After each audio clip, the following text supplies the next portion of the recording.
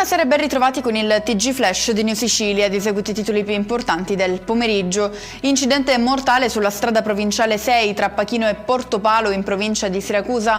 A perdere la vita è un giovane poliziotto di Avola di nome Federico Vinci. Il ragazzo, 32 anni, era in sella a una moto quando si sarebbe schiantato contro un furgone. Vani i soccorsi.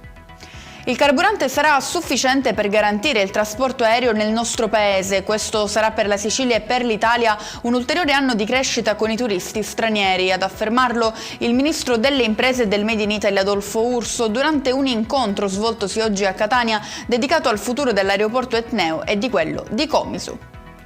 Torna in libertà in attesa del nuovo processo il 31enne detenuto per 10 anni a Palermo con l'accusa di essere stato uno degli scafisti della traversata con cui nell'agosto 2015 morirono 49 migranti. La Corte d'Appello di Messina ha approvato la richiesta di revisione della sentenza con cui nel 2021 era stato condannato in via definitiva. Parole sessiste in Consiglio Comunale a Palermo da parte del consigliere Dario Chinnici nei confronti della collega Giulia Argiroffi. Ha fatto la donna di tutti, politicamente parlando. Questa la frase incriminata su cui lo stesso Chinnici è intervenuto porgendo le sue scuse. Mi riferivo esclusivamente al piano politico, ma riconosco che si sia trattato di una frase infelice.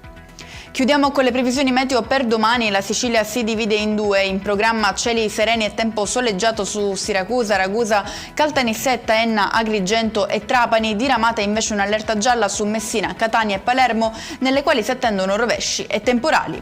E con questo è tutto, prossimo appuntamento domani alle 13:30, grazie per averci seguito, buon proseguimento di serata.